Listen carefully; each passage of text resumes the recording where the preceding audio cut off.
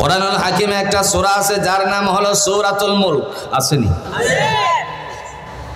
তাবারাকাল্লাযী বিয়াদিহিল মুলক ওয়া হুয়া আলা কুল্লি শাইইন কাদির।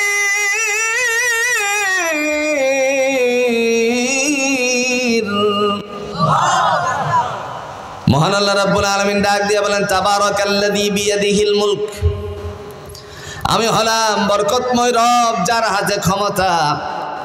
ইন্নাল্লাহা আলা কুল্লি শাইইন কাদির, সমস্ত বস্তুর উপরে জুড়ে বলুন তো ক্ষমতা কার? যার হাতে ক্ষমতা। তাহলে হাতের কথা বলছেন কে? আল্লাহ। আল্লাহ। আরেকটা প্রমাণ নেন আল্লাহর যে হাত আছে। সূরাটার নাম হলো সূরাতুস সফ। আপনারা সহজ করে বলেন তো, মানুষের প্রকাশ্য শত্রু তার নাম কি? একটু জোরে। আল্লাহ হেরেই কয়, قال يا إبليس ما منعك أن تسجد لما خلقت بيدي أستكبرت أم كنت من العالين।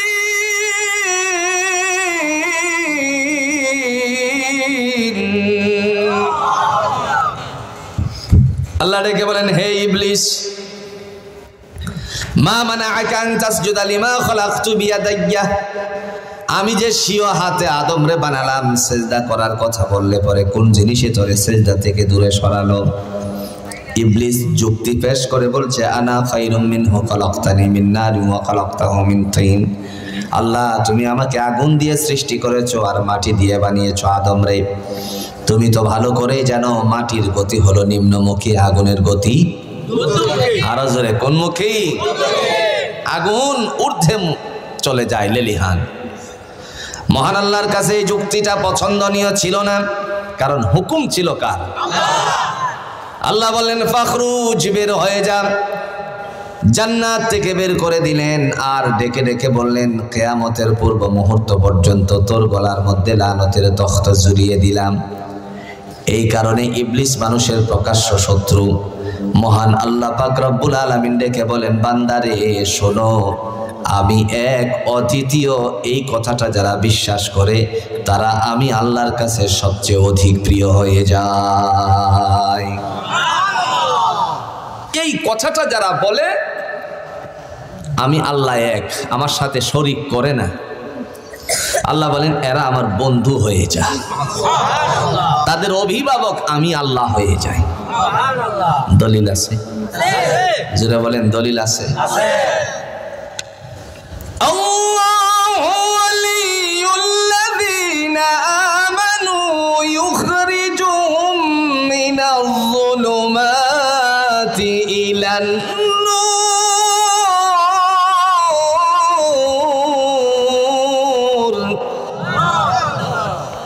মহান আল্লাহ রাব্বুল আলামিন ডেকে বলেন, আমি হলাম ঈমানদারদের অভিভাবক।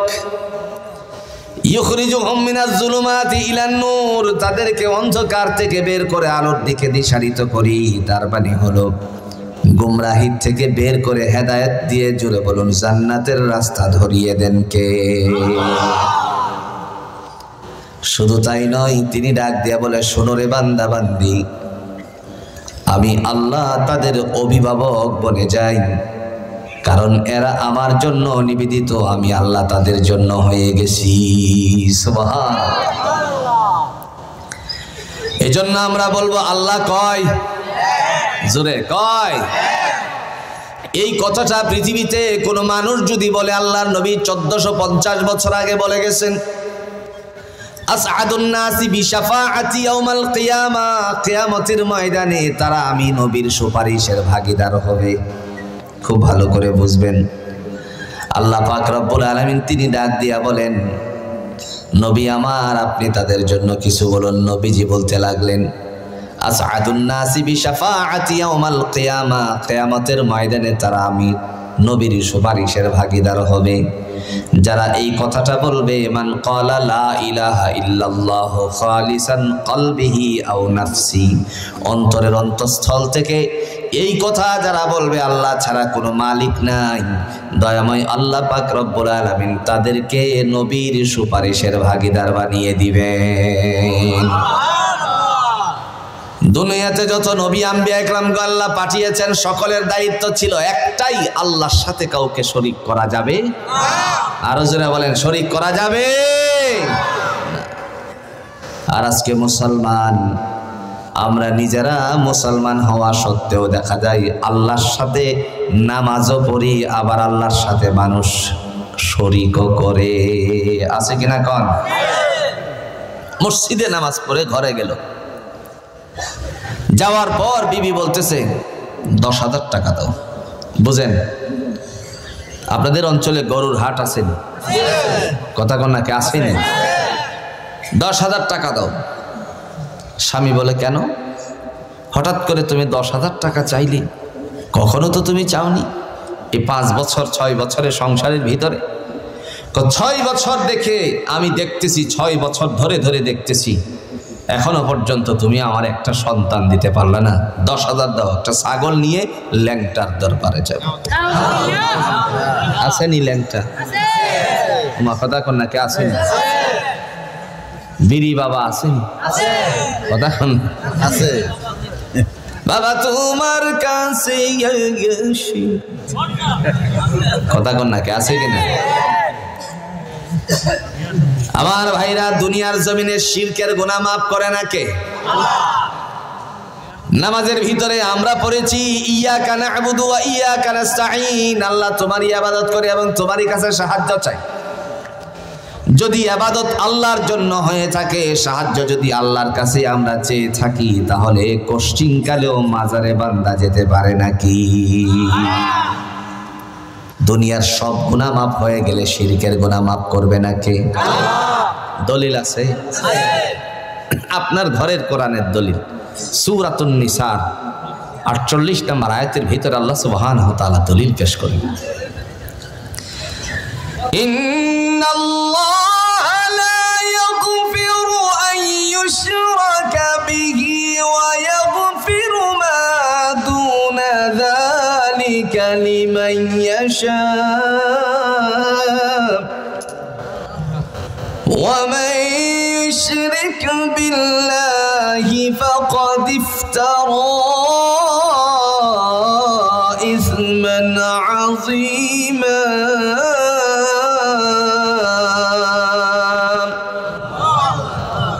কার কথা?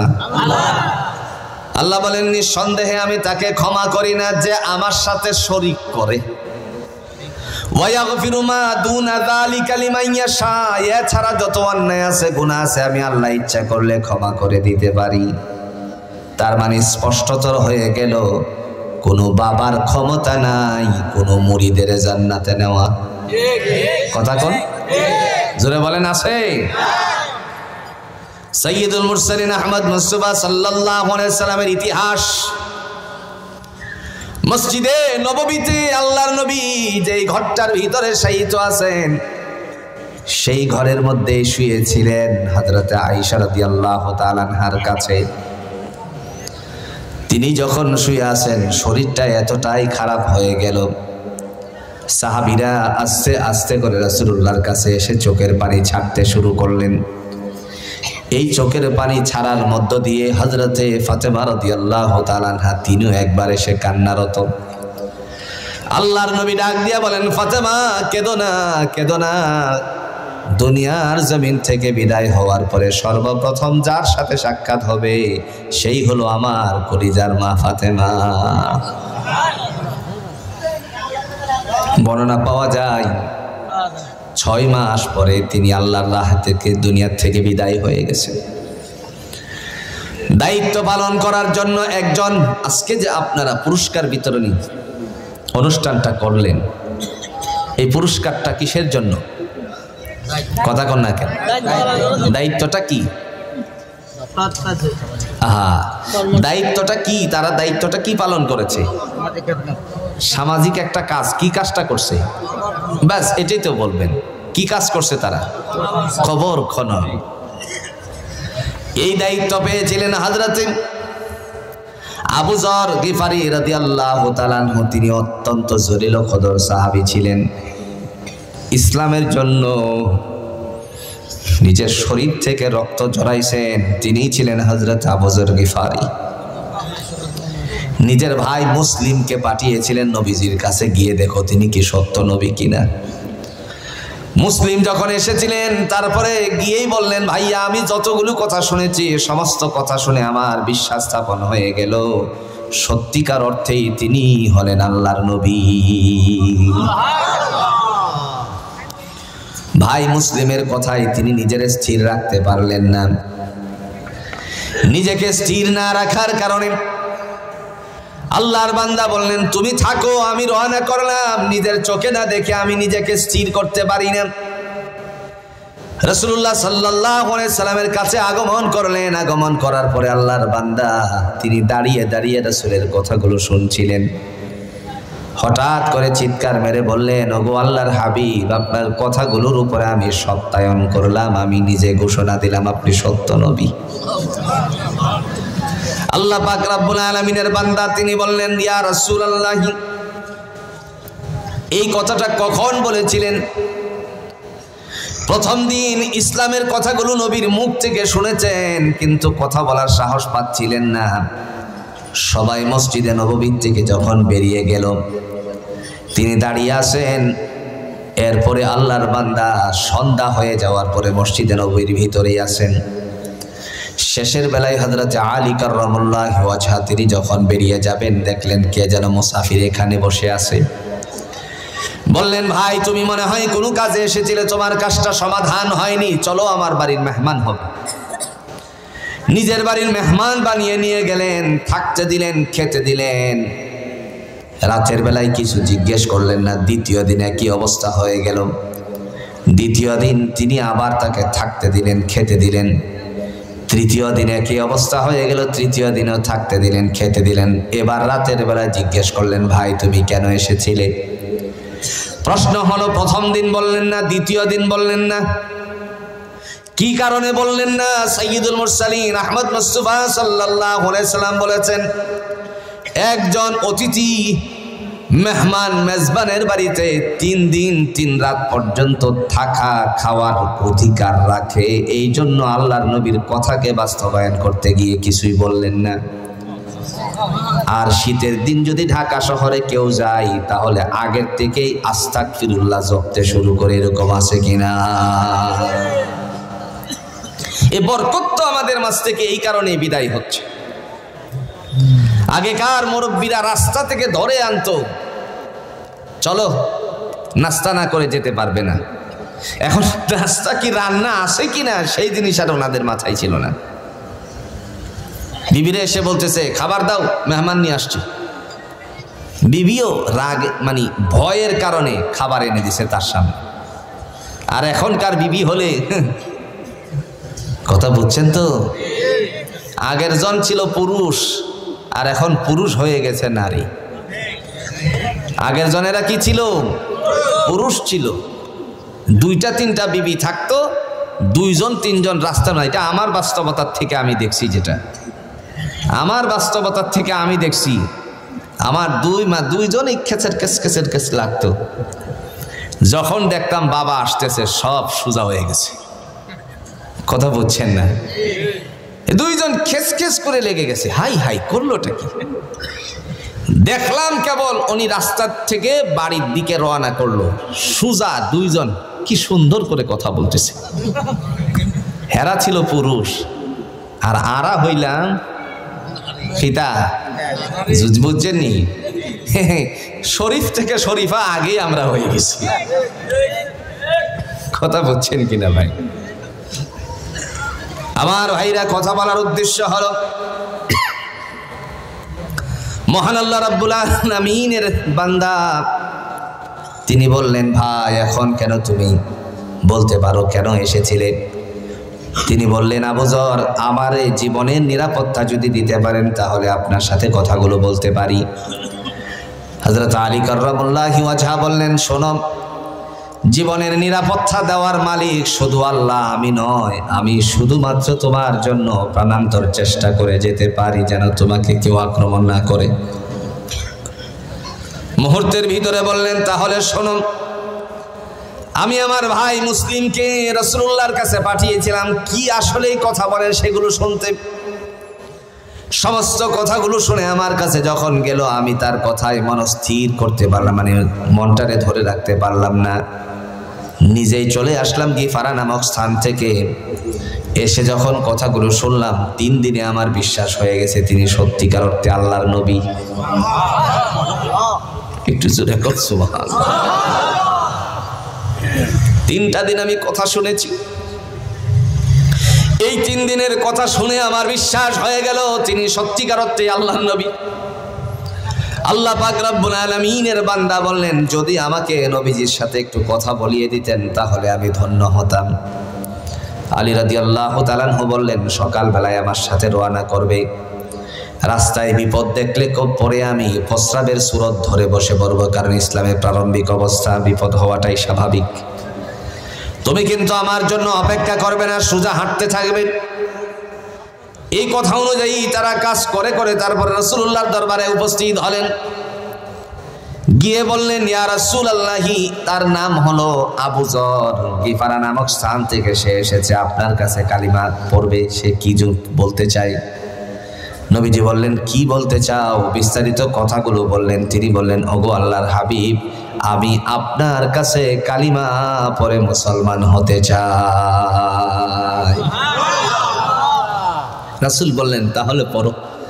আশহাদু আল্লা ইলাহা ইল্লাল্লাহ ওয়া আশহাদু আন্না মুহাম্মাদান আবদুহু ওয়া রাসূলুহু।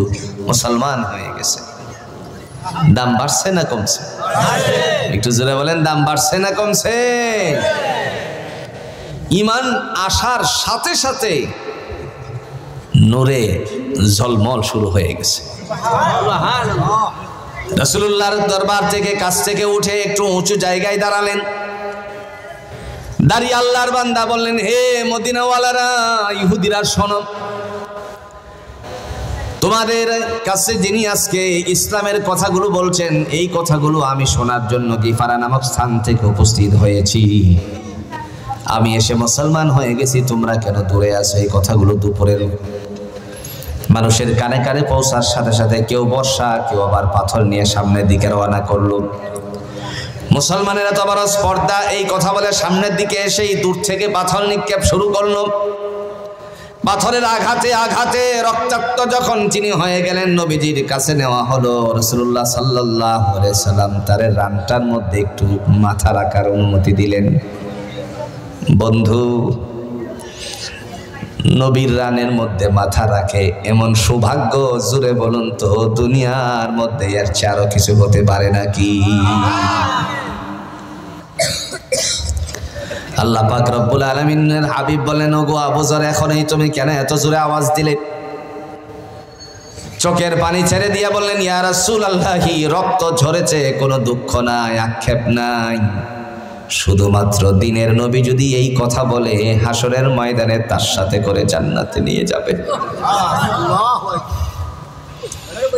দিনের নবী যদি এই কথাটা বলে, হাসরের ময়দানে রাসূল আমারে জান্নাতে নিয়ে যাবে, তাহলে আমার জীবন ধন্য হয়ে যাবে। সাথে সাথে আল্লাহর নবী একটা উত্তর দিতে পারতেন, অবশ্যই নিয়ে যাব, এই কথাটা বলতে পারতেন, কিন্তু রাসূল বললেন না। না বলে বলছেন, আবু যর শোনো, যদি তুমি ঈমানের সাথে মৃত্যুবরণ করতে পারো, আমি নবী ঘোষণা দিলাম তোমারে নিয়ে আমি জান্নাতে প্রবেশ করব। শর্ত লাগিয়ে দিয়েছেন, ঈমানের সাথে মৌত হতে হবে। আর আজকে আমরা ঈমানটারে নষ্ট করতেছি মাজারে গিয়ে, ঠিক কিনা বলেন?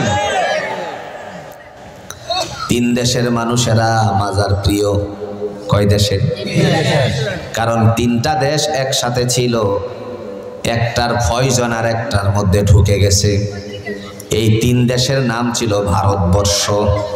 কথা কন না কেন? ভারতবর্ষ মনে আছে তো? তিন দেশের নাম ছিল ভারতবর্ষ। এই ভারতবর্ষ যখন সবাই ছিল, পাকিস্তান ছিল, বাংলাদেশ ছিল ভারতের সাথে, এরপরে দেখা গেল পাকিস্তানিদের সাথে মিলে মিলে ভারতের উপরে থেকে আস্তে আস্তে করে দেখা গেল এখান থেকে তারা আলাদা হলো। এখন ভারতের সাথে আমাদের বন্ধুত্ব অরিজিনাল যদি চিন্তা করেন, আপনি বন্ধুত্ব স্থাপন করছেন, হেদের কিন্তু মনে আছে আমি আপনি কি করছিলাম। কথা বুঝছেন? ভালো করে বুঝবেন, দিন আসতেছে, কিল ঘুষি খাওয়া শুরু হয়ে গেছে। আজকের আপডেট শোনেন। আপনাদের ওই যে চিটগঙ্গে এক আল্লাহর বান্দা মুসলমান হয়ে যাওয়ার কারণে ওই মুসলমানিয়তের উপরে দেখা গেল হিন্দু ধর্মের লোকেরা তারা গিয়ে তারপরে তার সামনে আপনার বিভিন্ন স্লোগান উঠাইছে। কথা বুঝছেননি? রামের স্লোগান উঠাইছে। মুসলমানের সন্তানেরা বাধা দেওয়ার পরে আমার দেশের ভাইয়েরা যারা প্রশাসনের দায়িত্ব পালন করছে, এরা মুসলমানরাই পিটাইছে। কথা বুঝছেন? দিন আসতেছে, হাড় ভেঙে দেওয়া হবে। বেশি দিন দূরে নয় এই দিনটা আমাদের হাড় ভেঙে দেওয়ার। কারণ তাদের মাথায় মনে আছে পাকিস্তানিদের সাথে আমরা মিলিত হয়ে ভারতরে শেষ করছিলাম। কথা কন না কেন?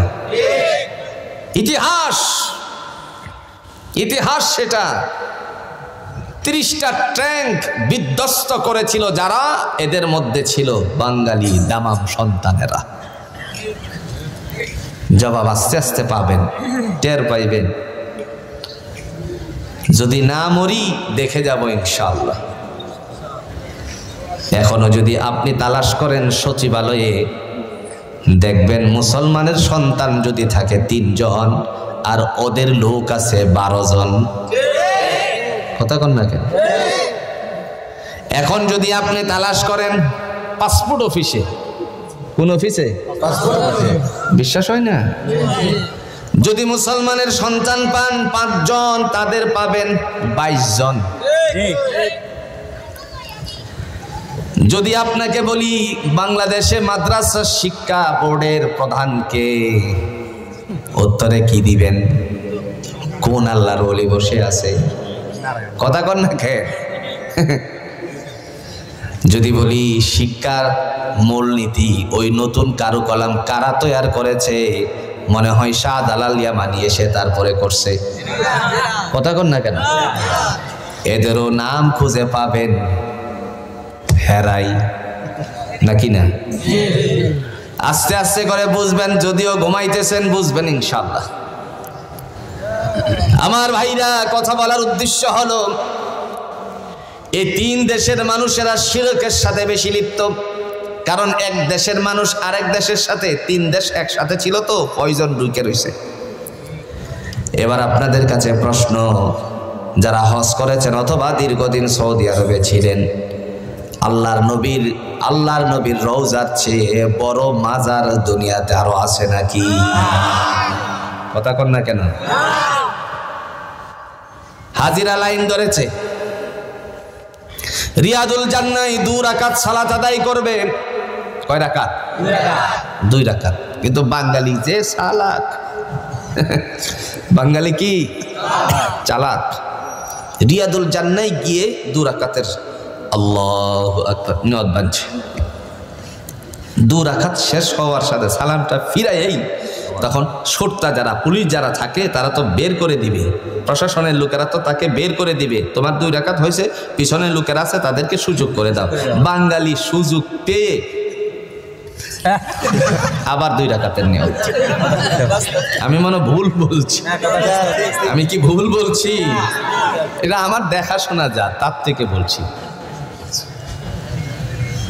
এরপরে সালাম ফিরানোর সাথে সাথে আপনার পুলিশের ভাইরা যারা দায়িত্বশীল তারা বলতেছে হাজি হাজি হারাক, আস্তে আস্তে বলতেছে যাইন থেকে হুমা, পুলিশ হেরে ঠেলে আল্লাহ। এখন পুলিশ করবেটা কি? নামাজি তো নামাজের মধ্যে বিঘ্নতা যদি ঘটায়, ওমান আযলামু মিম্মান মানাআ মাসাজিদাল্লাহ, আল্লাহর কোরআন বলছে তার চেয়ে জালেম অত্যাচারী কেউ হতে পারে না যে নামাজির নামাজে বিঘ্নতা ঘটায়। এই তো পড়ছে কোরআনের পেছন, কথা কোন ঠিক কিনা? ওখান থেকে যখন বেরিয়ে আসে, তিন দেশের মানুষের আবেগ প্রিয়, যার কারণে তারা হাতটাকে একটু উঁচু করতে চায়। অনেকে এরকম আছে যারা শিরকের সাথে লিপ্ত। আল্লাহ বলেন কোরআনুল হাকিম দিয়ে, হে জগতের মানুষেরা শোনো। জগতের মানুষদেরকে সূরাতুল ইউসুফের 106 নম্বর আয়াতের মধ্যে তিনি ঘোষণা দিয়েছেন, মানুষের মধ্যে অধিকাংশ মানুষ তারা ইবাদত করে, আল্লাহর হুকুমের গোলামিও করে, আবার শিরকও করে। ঠিক কিনা বলেন? হজ করা ইবাদত কিনা? কোন যারা কোন ইবাদত কিনা? আল্লাহ বলেন ওয়ামা ইউমিনু আকসারুহুম বিল্লাহি ইল্লা ওয়া হুম মুশরিকুন। মানুষের মধ্যে কতক মানুষ ইবাদত করে, আবার কি করে? শিরিক করে। হজ করা ইবাদত, ওখানে গিয়েও শিরিক করে। আপনারা বলতে পারেন এটা আবার কেমন কথা? এই বুঝাইলেই বুঝবেন। আল্লাহ রাব্বুল আলামিনের হাবিব বলছেন এরা হলো জিয়াফাতুল্লাহ, আল্লাহর মেহমান। কিং আব্দুল আজিজ গেট দিয়ে ঢোকার সময় উপরে ইলেকট্রিক লাইটে লেখা আসে জিয়াফাতুল্লাহ, আল্লাহর মেহমান। আবার দেখা গেল মসজিদ থেকে, হেরামের থেকে, আল্লাহর ঘর থেকে নামাজ পড়ে যখন আবার তার বাসার দিকে যায়, হোস্টেলের দিকে যায়, ওই সময় গিয়ে মেসপালায় কবুতর চত্বরে কবুতরের খাওয়া এইগুলো গমের অথবা খাদ্যগুলি পকেটে নেই। আমি একজনকে জিজ্ঞেস করলাম কি ব্যাপার, কবুতরে খাইছে, এটা আপনার পকেটে যাচ্ছে কেন? উত্তরে বলল আমার মেয়ে ফোন দিয়েছে, তার বান্ধবীর বাচ্চা হয় না, বলছে এটা কিছু নিয়ে যাওয়ার জন্য, এটা নিয়ে গেলে ওটা সে খাবে, তারপরে তার বাচ্চা হবে। আর একটু আসতে কর নাউজুবিল্লাহ। তাহলে হজ করা ফরজ, আবার হজটারে মক্কাতে রাখি আসার জন্য সে নিজেই নিজের থেকে তৈরি করতেছে। ঠিক না? কোন আমি বললাম ভাই আপনি কি আপনার হজকে বাংলাদেশে নিতে চান না নাকি? হুজুর কি কোন, 7.5 লাখ টাকা কষ্ট করছি, বুঝছেন নি? কি কোন হুজুর? হ্যাঁ, আমি বললাম আপনি কি এই হজকে জেদ্দায় রেখে যেতে চান নাকি? না না না, কিভাবে জেদ্দায় রাখবো, কেমনে জেদ্দায় রেখে যেতে হয় বা জেদ্দায় পড়ে থাকবে কি কারণে, তিনি এই কথা জানতে চাইলে আমি বললাম আল্লাহ পাক রব্বুল আলামিন সূরাতুল ইউসুফের 6 নম্বর আয়াতের মধ্যে ঘোষণা দিয়েছেন, হে জগতের মানুষেরা শোনো, ওমা ইউমিনু আকসারুহুম বিল্লাহি ইল্লা ওয়া হুম মুশরিকুন। ঘোষণা কার? মানুষের মধ্যে অধিকাংশ মানুষ ইবাদত করে, আবার কি করে? শিরক করে। সাথে সাথে পকেট জায়গা, মানে যাও ইটি পাচা পাই যদি একটু থাকতো এইটারে সহ পকেটে এমন করে ফালছে। আমার ভাইরা কথা বলার উদ্দেশ্য হলো 10,000 টাকা চাইল, মনে আছে না? ভুলে গেছে? স্বামীর 10,000 টাকা দেন, 10,000 টাকা চাইল খাসি কিনে, তারপরে ল্যাংটার দরবারে দিতে হবে। মাজার বাংলাদেশে কম না বেশি? আরো জোরে কোন কম না বেশি? এমনও মাজার বাংলাদেশে আছে যেই মাজারের কথা আমরা শুনলে পরে হাসি পাই। আপনাদেরকে উদাহরণ দিলে বুঝবেন। বাড়ির বাহিরে একেবারে পিছনের দিকে একটা ছোট্ট ঘর ছিল আগের দিনে। এই ঘরটা অত্যন্ত প্রয়োজনীয় ছিল। এই ঘরটার নাম কি? আরে কাছারি ঘর কি বাড়ির পিছনে থাকে নাকি? এই তো বুঝে গেছে। নাম কি? জোরে কর না, নাম কি? একেবারে ছোট ঘর তো এটা। নাম কি? এটা কি বাড়ির সামনে থাকতো না পিছনে থাকতো? এখন তো ঘরে ঘরে না, মাশাআল্লাহ। কিন্তু মেডিকেল সায়েন্স কি বলে জানেন? আমি আপনাদেরকে বললেও লাভ নাই, আমারও তো একই হালত। আপনাদেরকে বললেই বা কি হবে? সব দল এই দলের আওতাভুক্ত হয়ে গেছি। মেডিকেল সায়েন্স বলে, চিকিৎসা বিজ্ঞানীদের তত্ত্ব হচ্ছে টয়লেট যত দূরে থাকবে হেঁটে যাওয়ার এবং আপনার ব্যাগের কারণে আপনার পুরো শরীর আল্লাহ তাআলা সতেজ করে তাকে ক্লিয়ার করে দিবেন। আর এখন টয়লেটে বসে বসে বিড়ি খায়, নাই মানে ভুল বলে ফেলছি মনে হয়। আমি একটারে জিজ্ঞেস করলাম, হেই তুই করলে এটা কি? পুরা টয়লেট ধোঁয়া আসেনি, ধোঁয়া আসেনি? আমারে কই, হুজুর এটা টান না দিলে আমার টয়লেট হয় না। কি আশ্চর্য ধরনের কথা! এরও বিড়ি খোর হুজুর এখন তো বাংলার জমিনে আছে কিনা? আপনাদের এলাকায় আলহামদুলিল্লাহ ওটা সব বিড়ি বাবার দরবারে। কেউ টানে গল্লিপ, কেউ টানে বেনসন, কেউ বা টানে পালমান। মদ গাঁজা হিরোইন নিশিরাতে খেয়ে কেউ রাস্তায় করে টালমান। ডিগবাজি খাই হাই দিনে দিনে বদলাই এই মানুষের হালচাল। ডিগবাজি খাই হাই দিনে দিনে বদলাই এই মানুষের হালচাল। ওরা শয়তানের দলবল, ওরা ইবলিসের দলবল। রাগ করে ফেলছেন, থাক না, না এটা বলা যাবে না। ধূমপান বিষপান জানে না কোনজন, এই কথাটার মানে জেনে শুনে আরো বেশি বেশি করে আবুল বিড়ি টানে। আপনাদের অঞ্চলে কোন বিড়ি চলে? ধূমপান বিষপান জানে না কোনজন, এই কথাটার মানে জেনে শুনে আরো বেশি বেশি করে আকিজি বিড়ি টানে। মদ আর গাঁজা খাওয়া শুধু ঘুষ দেওয়া নেওয়া ইসলামে হারাম। রাহাজারি অন্যায় জুলুম যাতনা নয় মুসলমানের কাম। ওরা ধনে বলে সবল, ওরা ধনে বলে সবল, ওরা নামায়া কামের দল, ওরা শয়তানের দলবল, ওরা ইবলিসের দলবল। গোসা করছে? রাগ করছেন ভাই? রাগ করেন না ভাই, আপনার কল্যাণের জন্য কথাটা বলছি। যদি আপনি এই কথাটা শুনে হিট লেগে দূরে সরে যান, আপনার জীবন বাঁচে। এই যে সিগারেটের গায়ের মধ্যে ক্যান্সারে আক্রান্ত, কণ্ঠনালীতে ক্যান্সার হয়ে দিক দিয়ে যেন ফুসে ফুসে পড়তে আছে, এরকম একটা ছবি দেওয়া আছে কিনা? আমার বিশ্বাস, আমি বুঝদার হওয়ার পর থেকে অদ্যাবধি পর্যন্ত কোনো একটি সংসদ অধিবেশনের মধ্যে সিগারেটের দাম কমছে বলে আমার জানা নাই।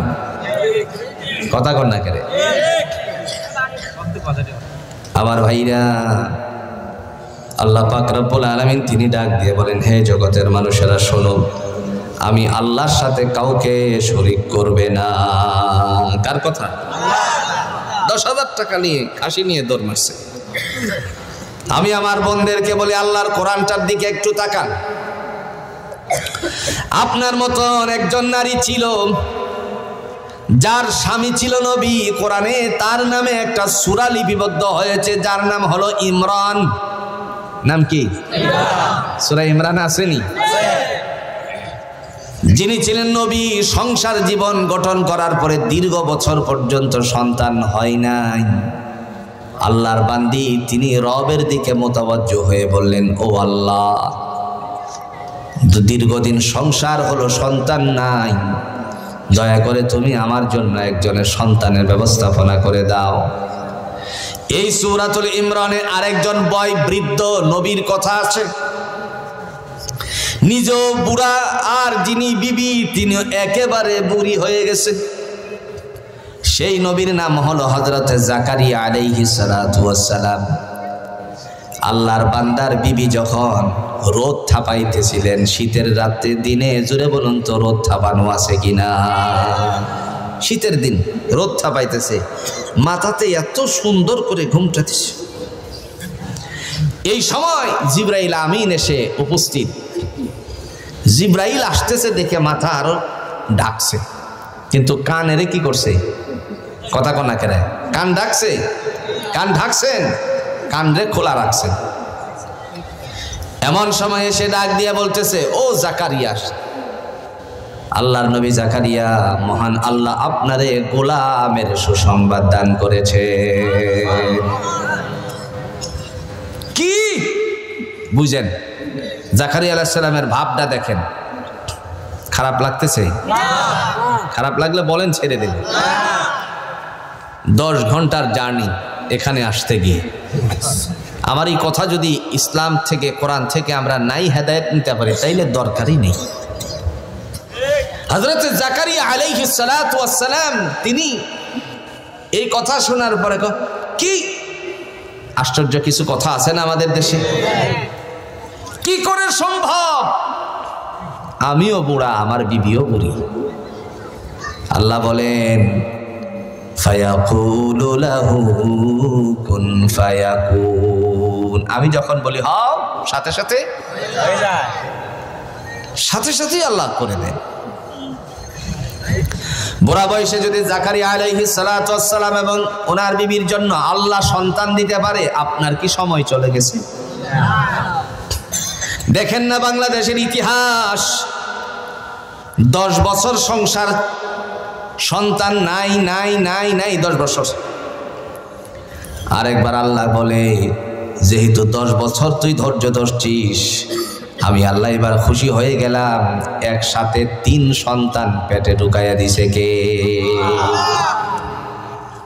রেহেমে জরায়ু দিয়ে ডিম্বাণু দিয়ে প্রবেশ করালেন কে? তিনি তো আমার দেশেই এই কথাগুলো উপস্থাপন করেছেন, নজির স্থাপন করেছেন। কথা বলেন ঠিক কিনা? এখন হলো একটা ভাইরাল বক্তব্য শুনেন। একসাথে 3 সন্তানের জননী, কয়টা সন্তান জন্ম দিছে? আল্লাহ কয় সন্তান তারে দিছেন? 3টাই ছেলে। আবার এই 3 সন্তান তার বাবা মারা যাওয়ার সময় লক্ষ্য করেছিলেন, খুব কষ্টে সে মারা গেছে। 3 ভাই মিলে প্রতিজ্ঞা করেছিলেন আমরা মেডিকেলে পড়াশোনা করব। আজকালে দেখা যায় 3 ভাইয়ের কথা বাংলাদেশের সমস্ত চ্যানেলগুলোতে দেখা দেখি হচ্ছে, 3 জনই মেডিকেলে চান্স পেয়ে গেছে। সন্তান হয় না, পরে আল্লাহ দিছে 3টা দেও দেখেন না, 3ও সন্তান মেডিকেলে চান্স পাইছে। মেডিকেলে চান্স পাওয়া কি চারটিখানি কথা? কতটুকু মেধার অধিকারী হলে আল্লাহ তাআলা ফায়সালা করেন। এজন্য আমার বোনদেরকে বলছি, পেরেশানি হবেন না, সন্তান দেওয়ার মালিক আল্লাহ, সুতরাং আপনি অন্য জায়গায় গিয়ে ইমানটারে নষ্ট করবেন না। যদি ইমান নষ্ট করে দেন, ইহজগত শেষ, পরজগত শেষ। এই জন্য ইবাদত জুড়ে বলুন তো করব কার? আল্লাহ আছে? কথা কন না, কে আছে? দলিল আছে কি? সূরাটার নাম হলো সূরাতুল বাকারা, 255 নম্বর আয়াতে আল্লাহ দলিল দেয়। আল্লাহু লা ইলাহা ইল্লা হুয়াল হাইয়ুল কাইয়্যুম,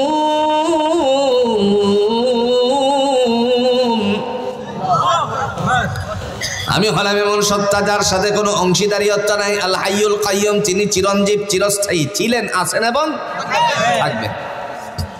এই জন্য হুকুম পালন জোরে বলুন করব কার?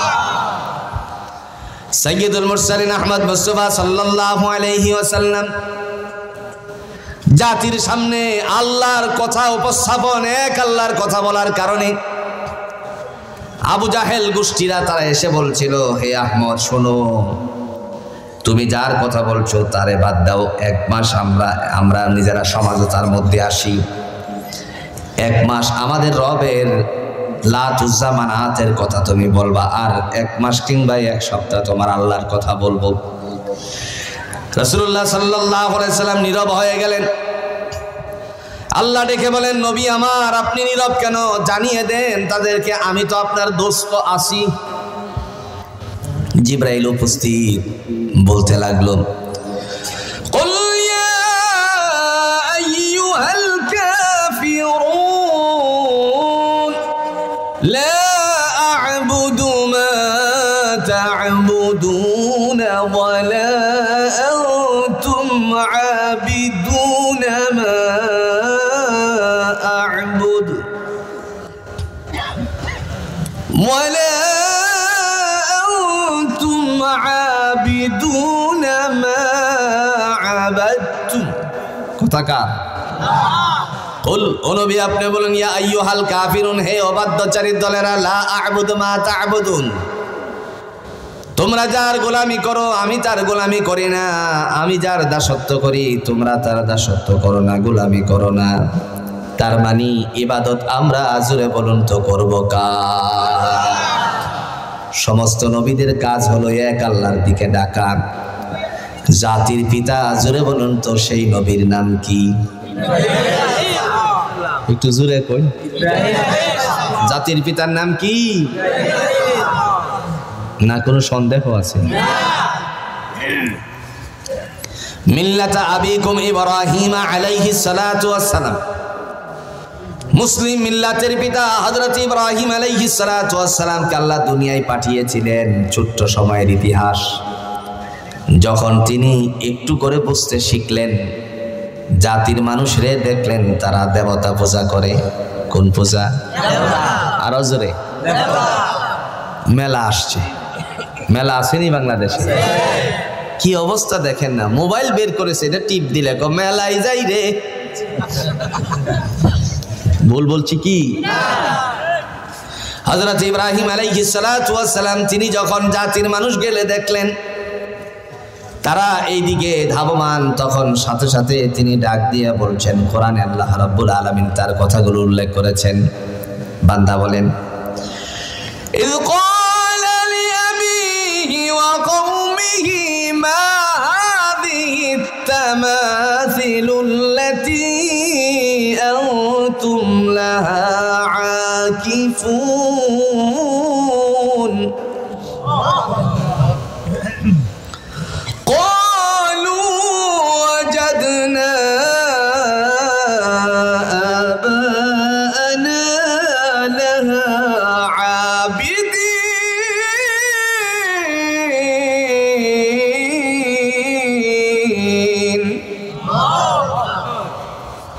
সূরাতুল আম্বিয়াতে আল্লাহ রাব্বুল আলামিন তিনি ডাক দিয়া বলছেন, আমার খলিল ইব্রাহিম পিতা এবং সম্প্রদায়ের লোকদেরকে ডেকে বলল, ও আমার আব্বা, ও সম্প্রদায়ের লোকেরা, মা হাদিহি তামাসিল, ওই যে দেখা যায় দেবদেবী, এগুলো কি?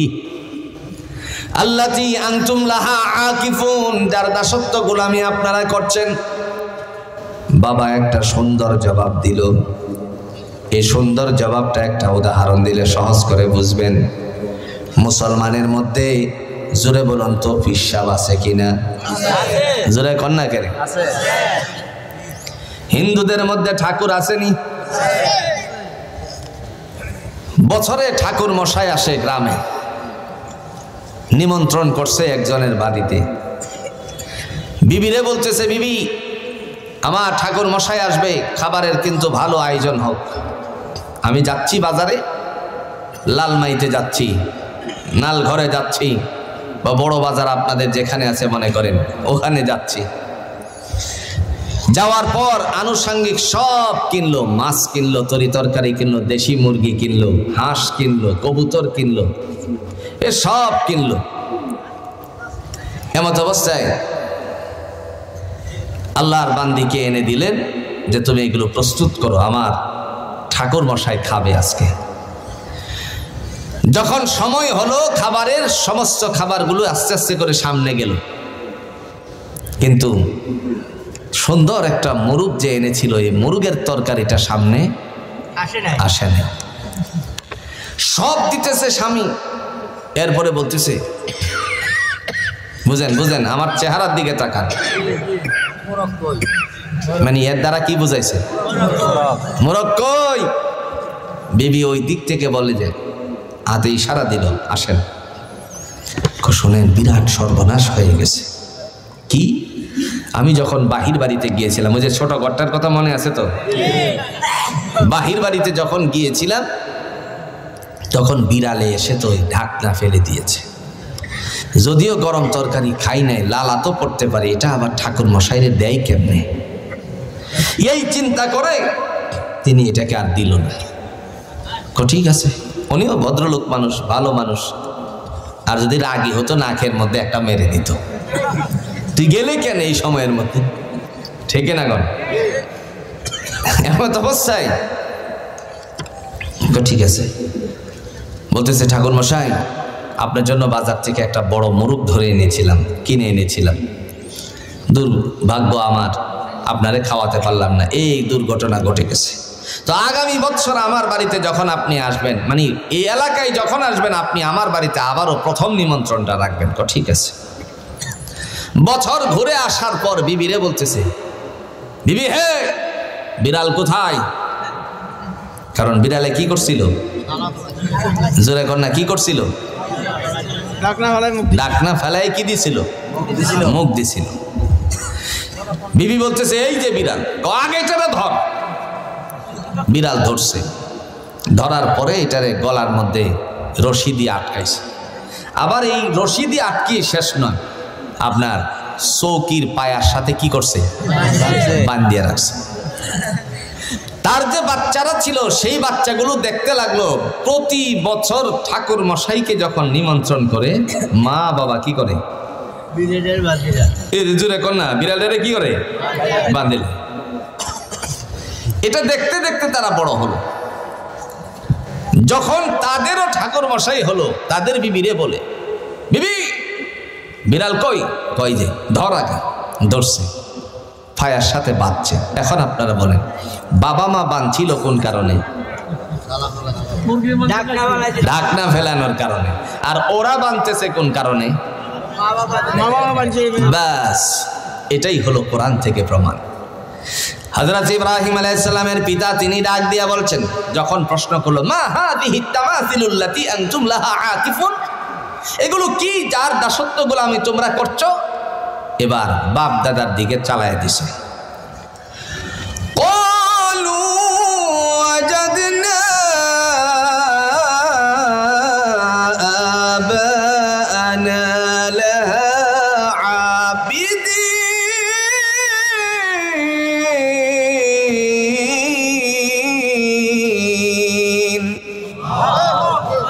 ডেকে ডেকে বললো, আমার পিতৃপুরুষ মাতৃপুরুষ বাপ দাদারা করতো, এই কারণে আমরাও করি। হয়ে যে বিড়াল বান্দার মতন আর কি, বুঝছেন? হযরত ইব্রাহিম আলাইহিস সালাতু ওয়াস সালাম ডাক দিয়া বলল, ক্বালা লাকাদ কুনতুম আনতুম ওয়া আবাউহুম ফি ضلالٍ مبين وآباؤكم في ضلال مبين।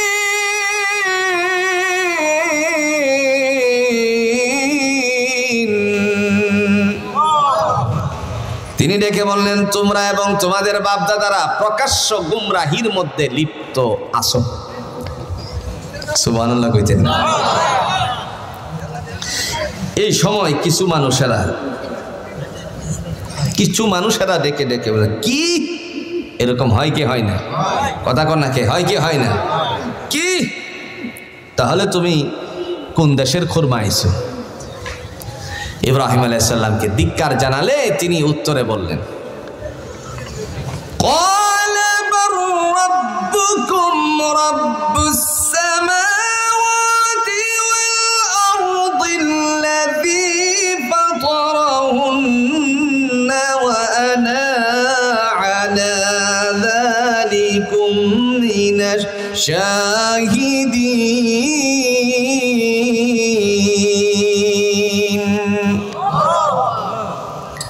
আল্লাহ রাব্বুল আলামিন তিনি ডাক দিয়া বললেন, আমার ইব্রাহিম কি বলেছিল?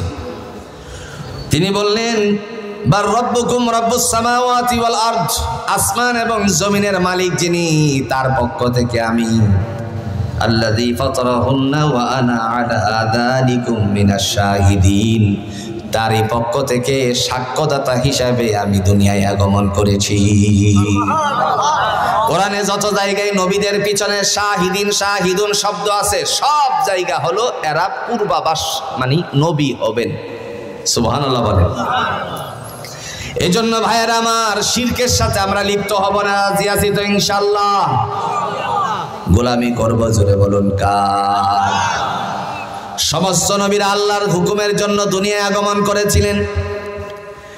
দুনিয়াতে আমরা আল্লাহর সাথে কাউকে শরীক করব না। কুল্লু বিদআতিন দালালা ওয়া কুল্লু দালালাতিন ফিন্নার। একটা বেদাত হলো গুমরাহি, আর একটা গুমরাহি জাহান্নামে নেওয়ার জন্য যথেষ্ট হয়ে যায়। সমস্ত আমলগুলো বরবাদ, জোরে বলুন, করে দিবে কে? আরো জোরে বলেন কে? আমরা কখনো বেদাতের সাথে সম্পৃক্ত হব না, রাজি আছি তো ইনশাআল্লাহ। শিরকের সাথে আমরা কষ্টিংকালেও সম্পর্ক স্থাপন করব না। প্রিয় ভাইরা আমার, শিরক যেখানে, সেখানে আল্লাহর পক্ষ থেকে গজব নাজিল হয়। জগতের সকল জায়গাগুলো আজকে এই সকল জায়গাগুলো মহা বিপদের মধ্যে আছে। এই জন্য শিরকের সাথে আমরা সম্পৃক্ত হব না, রাজি আছি তো ইনশাআল্লাহ। সব গুনাহ যদি আল্লাহ মাফ করে দেয়, শিরকের গুনাহ মাফ করবে না, কারণ শিরকের সাথে আল্লাহর কোনো সম্পর্ক নেই। আমরা যখন ফুরকানিয়াতে পড়েছিলাম, মক্তবে আপনারা পড়েছেন আমানতু বিল্লাহ, আল্লাহ তোমার উপর ঈমান আনলাম। বলেন তো দেখছি কখনো? দেখেন। ওয়া মালাইকাতিহি, তোমার ফেরেশতাগণের উপর বিশ্বাস স্থাপন করলাম, কোনোদিন দেখেন নাই। ওয়া কুতুবিহি, আসমানি গ্রন্থসমূহ ইভেন কোরআনের উপরে বিশ্বাস স্থাপন করলাম, কোরআন দেখছি কিন্তু কোরআনের বাড়ি দেখি নাই। ওয়া রাসূলিহি, সমস্ত নবীদের উপর বিশ্বাস স্থাপন করলাম, ইভেন আমার আপনার নবী মুহাম্মদুর রাসূলুল্লাহ সাল্লাল্লাহু আলাইহি সাল্লামের উপর বিশ্বাস স্থাপন করলাম। আল্লাহ পাক বলেন, হে জগতের মানুষেরা শোনো, মাইয়ুতি'র রাসূলা ফাকাদ আতা আল্লাহ, দুনিয়াতে যারা আমার নবীর হুকুম মানে তারা আমি আল্লাহরে মানে। নবীর হুকুম যারা মানে তারা আল্লাহকে মানে। এখন আপনাদের কাছে প্রশ্ন হলো, নবী কি এই কথা বলে যায় নাই আল্লাহর সাথে কাউকে শরীক করো না? বলে যায় নাই? বলে গেছে। তিনি ডাক দিয়ে বলছেন, ইয়া আইয়ুহান নাস, হে মানব সম্প্রদায়, কুলু লা ইলাহা ইল্লাল্লাহ তুফলিহুন, তোমরা যদি বলো আল্লাহ ছাড়া কোনো মালিক নাই, ইলাহা নাই, সার্বভৌমত্বের মালিক নাই, তিনি তোমাদেরকে কামিয়াবি দান করবেন। আর এই বেচা কিনার মধ্যে যারা লাভ করতে পারছে, আল্লাহ বলেন তাদের জন্য আমি হয়ে যাই। বেচা কিনা বুঝি তো আমরা নাকি? ইমানের কিন্তু বেচা কিনা আছে, ইমানের দোকানদারি আছে ভাই। আপনারা বলতে পারেন এটা আবার কেমন কথা, ইমান আবার কোন জায়গায় বিক্রি হয়? হ্যাঁ, ইমানের দোকানদারি আছে, ব্যবসা আছে। আল্লাহর কোরআনের সূরাতুল বাকারার 3 নম্বর পৃষ্ঠার 1 নম্বর আয়াতে আল্লাহ বলছেন, أولئك الذين اشتروا الضلالة بالهدى فما ربحت تجارتهم وما كانوا مهتدين।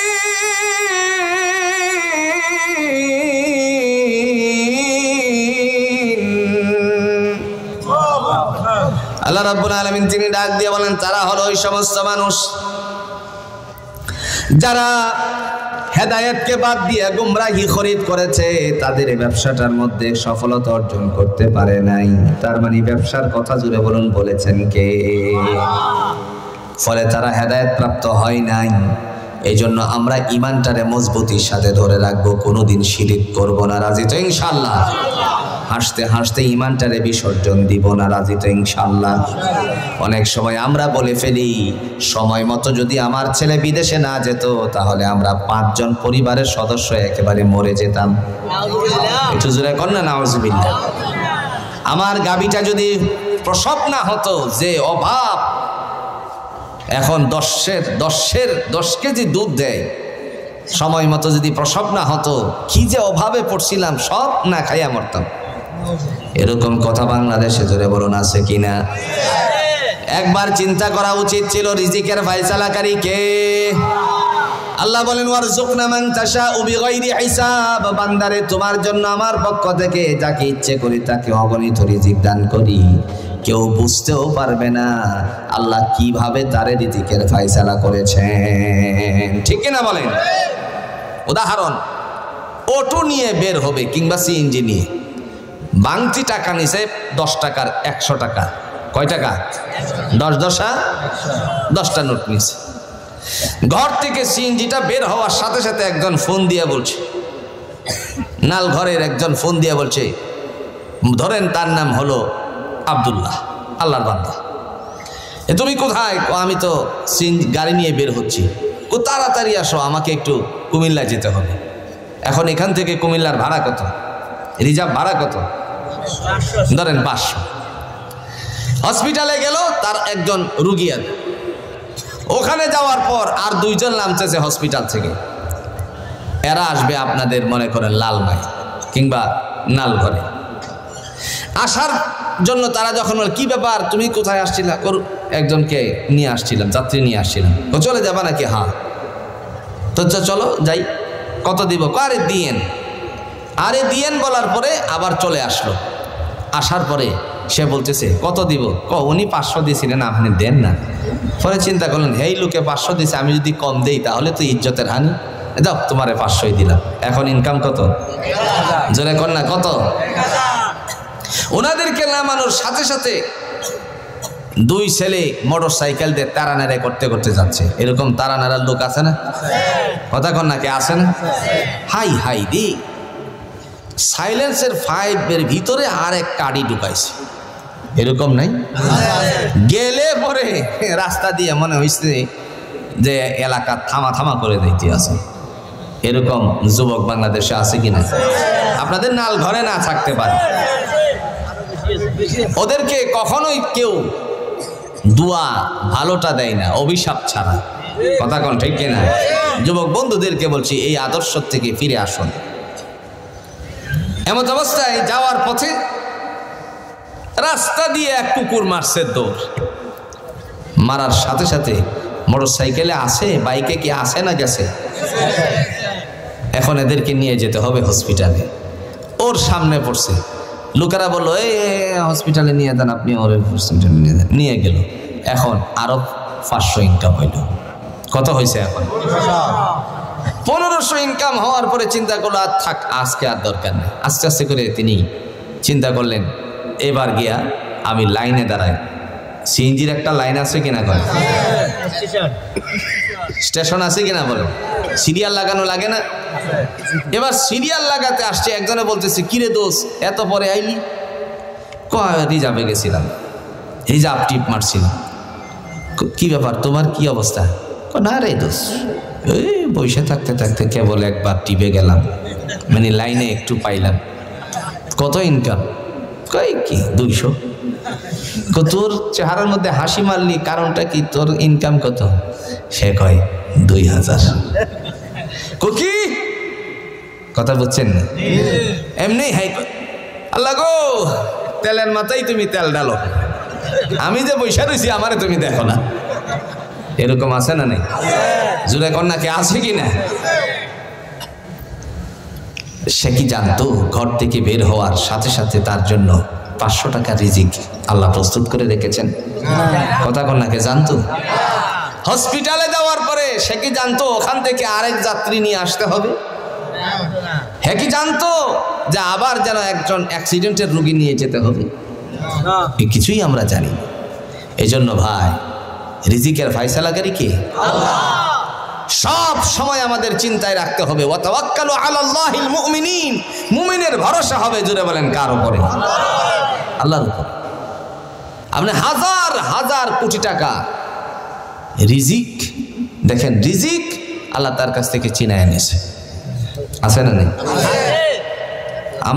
আমার যতটুকু জানি বাংলাদেশের শ্রেষ্ঠতম ধনী ছিলেন এক সময় কিশোরগঞ্জের জহিরুল ইসলাম সাহেব, বাজিতপুরের। আমি ছোট্ট সময় টেবিলে বসে যখন খাচ্ছিলাম এক দাওয়াতে, বিয়ের দাওয়াতে, খাওয়ার সময় ওনারে দেখি একটা গাজর এর কয় টুকরা নিচ্ছে, শশা খায়, আর গরুর গোশত আসার পর, কথা বুঝছেন না? আর ওনার ড্রাইভার দেখি, ওর সাথে আমার দীর্ঘ 22 বছর পর যখন লোকটার সাথে দেখা হলো, তখন সে বলতেছে, হুজুর আপনি যার কথা বলছেন তারে চিনেন এখন? আমি কি না, হে লোকটাই আমি। ওরে দেখি প্যান্টের আপনার বেল্ট খুলে। কথা বুঝেন নাই? কথা বুঝেন নাই? ড্রাইভারে কি করে? বেল্ট খুলে। আর সারে কি করতেছে?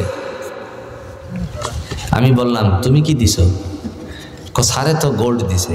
আমি কি, তুমি কি দিছো? সারে যা খাইতে পারে না, আমি খাইয়া পোষায় দিছি। কথা বলার উদ্দেশ্য হলো, জমিনে যারা কাজ করে তাদের খাবারের রুচি কম না বেশি? জোরে। শুটকির ভর্তা হলেও মোটামুটি 10 চাউল লাগে।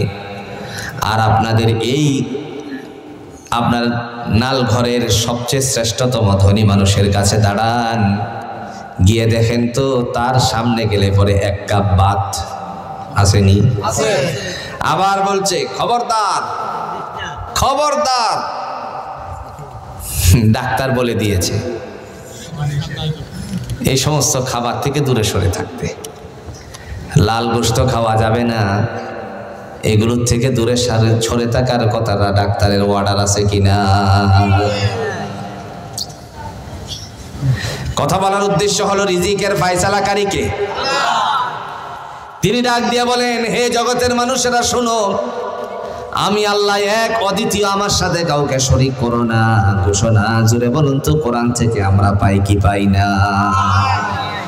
কুল হুয়াল্লাহু আহাদ আল্লাহুস সামাদ লাম ইয়ালিদ ওয়া লাম ইউলাদ ওয়া লাম ইয়াকুল লাহু কুফুয়ান আহাদ।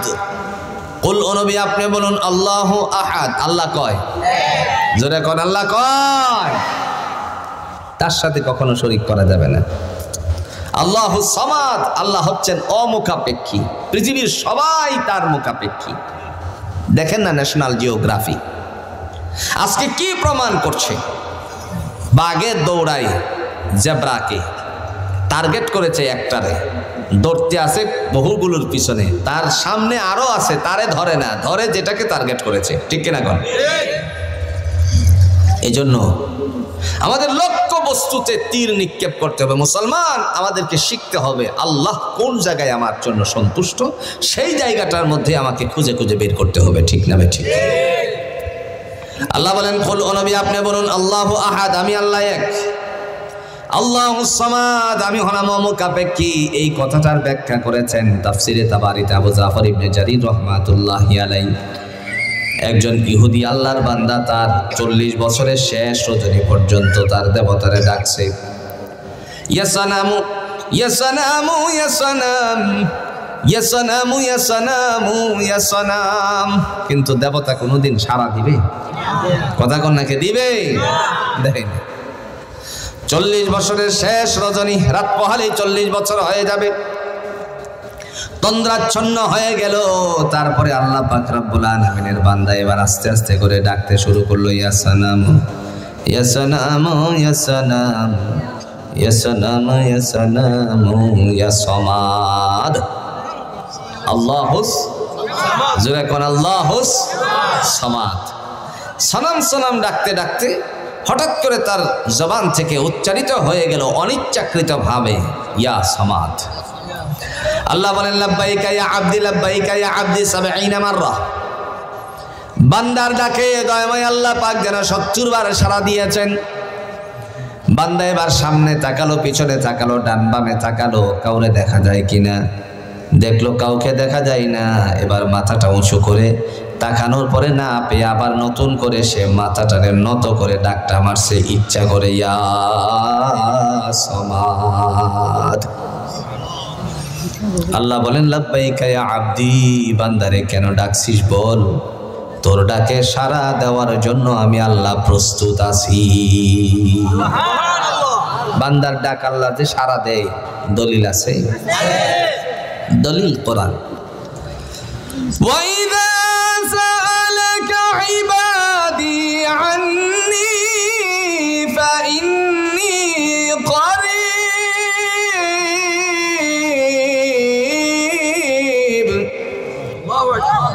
মুজিবু দাওয়াতাদ দাঈ ইযা দাআন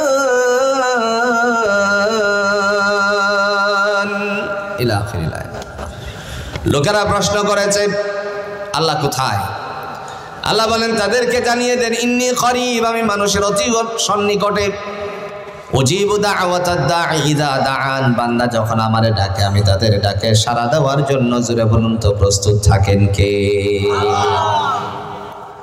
এজন্য আল্লাহর বান্দা সামাদ ডাকটা দেওয়ার সাথে সাথে আল্লাহ তার ডাকে সাড়া দিলেন। প্রত্যুষে জাগ্রত হয়ে তারপরে মুসা নবীর কাছে চলে গেল। গিয়ে বলল কালিমুল্লাহ আমি রাতের বেলায় এই কাজ করেছিলাম, কিন্তু কে আমার ডাকে সাড়া দিল তুমি আমাকে একটু বলো তো। হযরত মূসা আলাইহিস সালাতু ওয়াস সালাম বললেন রব্বি আল্লাহ, তোমার ডাকে যিনি সাড়া দিয়েছেন তিনি আমারও আল্লাহ তোমারও আল্লাহ।